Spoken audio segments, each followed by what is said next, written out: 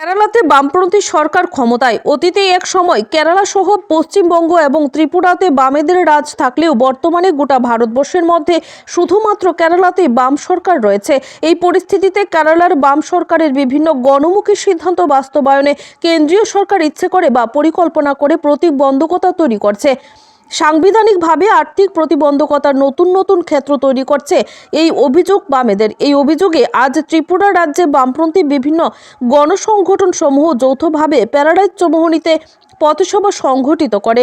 এই পথসভা থেকে বামপন্থী বিভিন্ন গণসংগঠন সমূহের নেতৃত্বদের অভিযোগ হচ্ছে, কেরালাতে যখন প্রকৃত অর্থে কৃষক দরদি, শ্রমিক দরদি বা জনদরদি সরকার বিভিন্নভাবে সাধারণ মানুষের পাশে থাকার দৃষ্টান্ত একের পর এক গ্রহণ করে চলেছেন, তখন দেশের সরকার ইচ্ছে করে প্রতিবন্ধকতা তৈরি করছে। এই জায়গায় দাঁড়িয়ে বামপন্থী নেতৃত্বদের অভিযোগ হচ্ছে, গোটা দেশের মধ্যে বামপন্থী সরকার কেরালাতে দিশা তৈরি করছে, যেখানে গোটা দেশ জুড়ে কৃষকরা, শ্রমিকরা কেন্দ্রীয় সুসংহত আইনের জন্য দাবি করছে, সেখানে কেরালার সরকার একের পর এক পরিকল্পনা গ্রহণ করার মধ্য দিয়ে মানুষের পাশে রয়েছে বলে আজকের এই পথসভা থেকে দাবি উঠেছে। পাশাপাশি কেরালাতে যেভাবে কেন্দ্রীয় সরকার কর্তৃক বিভিন্নভাবে প্রতিবন্ধকতা তৈরি করা হচ্ছে, তার বিরুদ্ধে আজ মানিক দে, শঙ্কর প্রসাদ দত্ত, রাধাচরণ দেববর্মা প্রমুখ নেতৃত্বরা সুর চড়ান। Bureau report, Tripura news Bangla. উপজাতি গণমুক্তি পরিষদের কেন্দ্রীয় কমিটির সাধারণ সম্পাদক রাধাচরণ দেববর্মা, ত্রিপুরা খ্যাত মজুর ইউনিয়নের রাজ্য কমিটির সম্পাদক শ্যামল দে, আর উপস্থিত আছেন আমাদের সাথীরা, বন্ধুরা, যারা দূর থেকে কাছ থেকে আমাদের কথা শুনছেন, আপনাদের সকলকে আমরা শ্রদ্ধাপূর্ণ নমস্কার জানাচ্ছি। আমরা যারা এখানে উপস্থিত, আমরা সকলেই ভারতবর্ষের নাগরিক। এটা হচ্ছে আমাদের সবচাইতে বড় পরিচয়।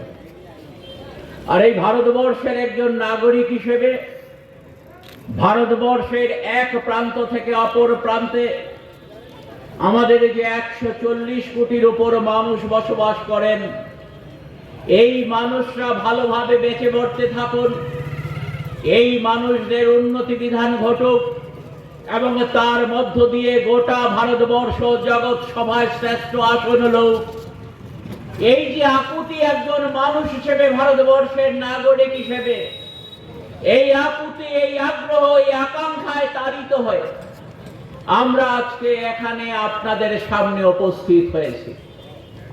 আপনারা শুনেছেন আমাদের 3টি সংগঠন, সর্বভারতীয় স্তরে রাজ্যে 4টি সংগঠন। আমরা আজকে কেরালা দিবস পালন করছি আগরতলায়। ত্রিপুরার বিভিন্ন মহকুমায় কেরালার প্রতি সংহতি জানিয়ে এই দিবসটি প্রতিপালিত হচ্ছে। তার কারণটা কি শুনেছেন আপনারা?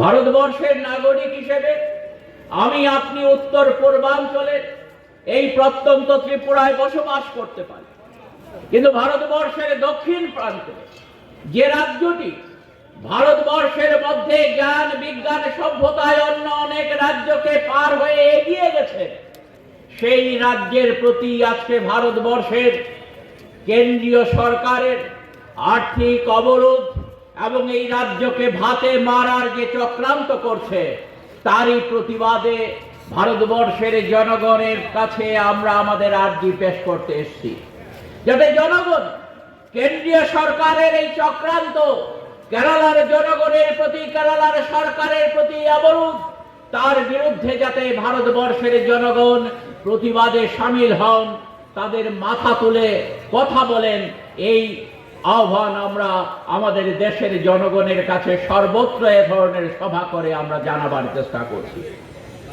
কি করছে কেন্দ্রীয় সরকার? ভারতবর্ষে এই রাজ্যটা অর্থনৈতিক দিক থেকে অনেকটা উন্নত। আমাদের ত্রিপুরা যখন, আমাদের ত্রিপুরা রাজ্যের বাৎসরিক যে বাজেট, এই বাজেটের মধ্যে ত্রিপুরার আয়ের পরিমাণ হচ্ছে 18%। আমাদের রাজ্যের এবছরের বাজেট 23,000 কোটি টাকার এদিক সেদিক। এই 23,000 কোটি টাকা যেটা সারা বছর ত্রিপুরাতে খরচা হবে, এই 23,000 কোটি টাকার মাত্র 18% আমাদের ত্রিপুরা থেকে রোজগার হয়। কিন্তু আমরা দেখছি যখন ভারতবর্ষের গড় রোজগার রাজ্যগুলোর 54%, অর্থাৎ রাজ্যগুলো যে টাকা খরচা করে তার 54% মাত্র গড় হিসেবে রাজ্যগুলো রোজগার করে, কম আছে কারোর বেশি আছে।